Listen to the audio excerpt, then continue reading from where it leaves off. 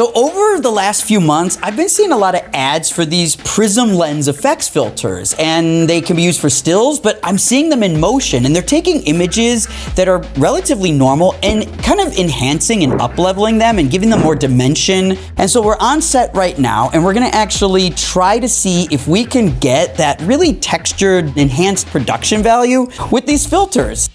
Action. Marker.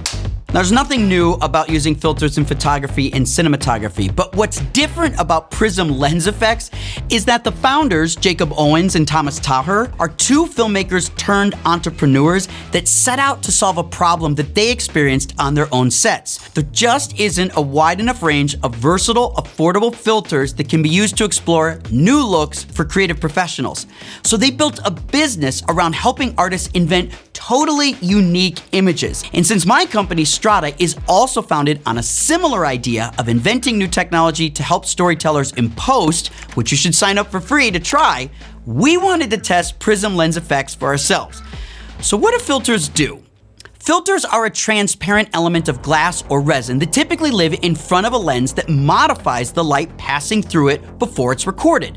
Creative filters essentially take clean images that are relatively normal and enhance or distort them in effort to add more dimension and texture in an otherwise typical image. So what we decided to do is pick a few Prism FX filters and rig them on a few cameras and evaluate how the results changed a look from something normal to something new. For diffusion filters, there's three different ways it affects the image. One is contrast, one is resolution, and one is halation. There's also diopters that'll change the close focus, make the edges blurry. A way you could use that in narrative is kind of a disorienting effect. This is where Prism Lens FX really shines. First, they make a ton of filter variations, strengths, textures, and even sizes. So we wanted to try a few and came up with 4 different setups to see how they would work. First, we have an interior bedroom that is supposed to be a drama in which we want the effects to convey isolation and fear. Second, we have a setup that is abstract with faces and movements that we want to be able to pull stylized montage elements from. Third, we have a fashion look, slow motion, high-key daylight that works in advertising. And lastly, we have a narrative setup in a car with 2 characters arguing where we hope the texture will both heighten the stress and demodernize the look and feel. So let's start with the motel scene. So we're taking a pretty simple setup here with just a few aperture lights, trying to build a little look of a motel and see if the filters bring it to life and make it look a little vintage, a little scary, a little moody. So let's start with a clean image here from the red helium. The lenses we're using are Canon FDs. We have 2 warm practicals, a sconce light, a red clock, and the hint of a sodium vapor street light bleeding onto the phone. When Lena reacts and answers the phone, we capture a bit of mercury vapor that brings in a complementary color. As the scene plays on, we follow with a strong handheld feeling to increase the stress. So what happens to the mood if we add one of the Prism Lens FX filters? Well, let's first try a diffusion filter like the Lucid Dream FX. You can see here that the entire image softens and there's a lot of halation. The practical lights in the room now have a strong glow. Seen together, the difference is obvious and the organic qualities in the affected image would be very hard to replicate in post. The filter alone elevates the vintage feel and significantly reduces the 8K resolution. You can see here that even though it's the same lens, the relative sharpness is dramatically decreased with the Lucid Dream FX. But what happens if we want to push it even more? Well, let's stack in a Prism lens filter known as a pinhole. This single glass element has power, almost like prescription glass, only the center is cut out with a hole. So when you're focused deep, the outside edges become blurry and the camera lens sees clearly through the center. In shots like this, with no sound or context, the image instantly tells the viewer something is wrong.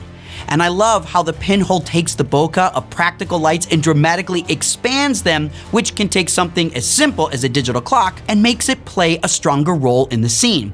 Which you can see the red light we threw on her face is actually from an Aputure Infinibar and not the actual clock.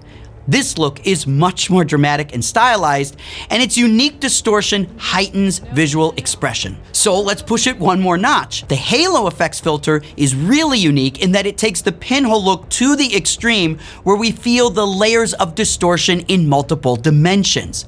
With this filter, elements are duplicated and magnified, all while keeping the center clear. This works well if you really need to dial up the intensity to meet feelings of confusion, vulnerability, or voyeurism. When we look at them together, we can easily see how the same scene dramatically changes from filter to filter as we integrate Prism Lens FX in different combinations.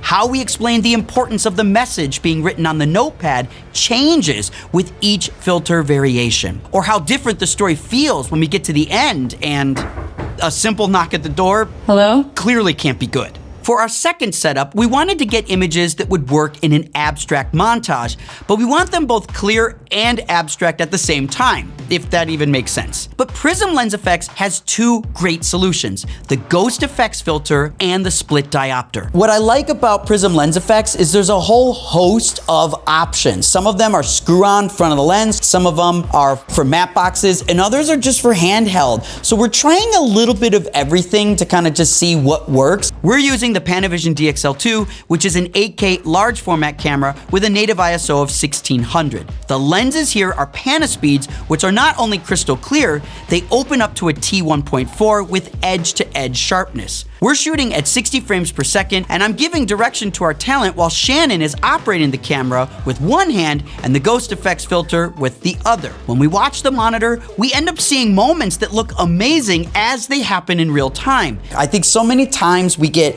really hung up on like, how do we control everything? Shoot it clean, shoot it perfect. But a lot of the best films with a lot of soul get it in the can the way it just happens, and we're not gonna add post effects. And when you see the final results, it's so rewarding because all of this happened in real time. This visually complex effect isn't complex at all to get. We use speed ramps in post to accent the best moments, but you can see how the split diopter gives the look of like a handheld lens effect, sort of a 90s music video effect. This is really easy to control, and we get this feeling of what I call optical wash that has the right balance of disorientation and control. The other handheld filter is the Ghost Effects, and here we get this really unique feeling of what I call optical tearing. Because we're shooting 2.5 times slower than real time, even a fractional moment is expanded, so you get to see the glass tear the image, almost as if it were malleable or water, resulting in some really alluring results. Because the DXL2 and Panaspeeds make such clean images, you can even grab stills from these motion visuals and arrange them to be used in a still campaign. Looking at these together, we can see how both these handheld filters create something new, and since it's handheld, the operator can dial in the look and time it with the moment for totally distinctive results. Next up, we wanted to try some outdoor looks, and if you're going to get classic shots with the sun at magic hour, a great trick is to introduce a lot of halation and let that light wrap around your subjects. So we use the sun as our main light source, along with a gold bounce to reflect it back to our talent. Let's start clean, where here you can see it looks glossy and clear, and it looks nice, but it's not really anything special or stylistic here. But we have another filter to try, the center split diopter. Once you rig the split diopter to work in front of your lens, this filter has a strong power of diopter strength, creating a lot of refraction and edge magnification, but keeps the center of the frame clear and in focus. So when the sun spikes the lens and we get some Canon FD flares in combination with the Lucid and the center split, you can see how we went from something fairly simple and static to something much more visually interesting. Okay, one more setup to try some more comparisons. This one we'll try in a car so we can use the filters to help increase the stress of an argument taking place in a small space. Pretty much my inspiration is actually kind of comes from music videos. They're always very moody, very colorful. And I feel like for this situation, less is more. So that's why we're shooting mostly with MCs inside of the car, just so that we give our actors a little bit of fill. The Aputure MC is a small LED light that can pretty much be rigged anywhere. There's magnets, you can also tape it, and it's battery powered, and you can control it from an app. So whenever you're on a location that doesn't lend itself to power, these are perfect. We start with our wide shot, using the Lucid Dream FX filter. This is the red helium shooting by a street light. Immediately, the combination of the car and the Lucid filter gives us several visual cues of the time period and the narrative feel and what to expect in a story with these initial textures. Now let's go to our setup where we're inside the car. Ready and action.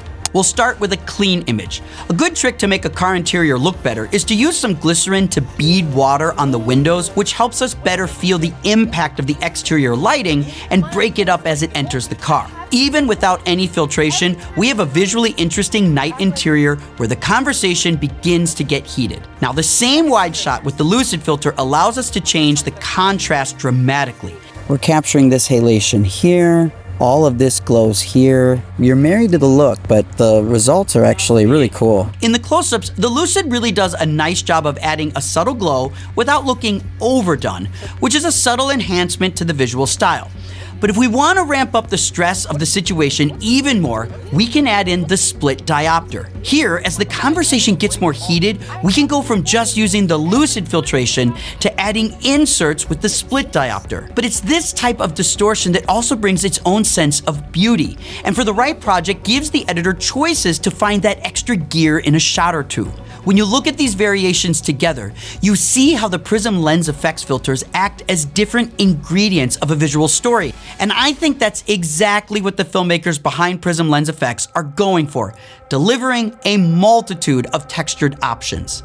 On our shoot, we went through a number of cameras, lenses, and filter changes, and each of them brought something new to the visual story. There's technically no right or wrong way to use a filter, but the point I'm making is one I've been making for years. If you look back on the last 2 decades of digital camera technology, you'll notice that the looks that cameras create have this tendency to converge. In other words, on a long enough timeline, cameras will eventually all look the same. And what once set one manufacturer apart from the rest eventually becomes available in every competitor. That's why the best storytellers try to design their own looks and not just rely on what the camera gives you right out of the box. Prism Lens FX is just one great solution that you can use to help craft your own look recipe. And after the experiments we did on this shoot, I'm confident that we'll be returning to their inventory and matching new filters with new stories in effort to make our own digital style more unique.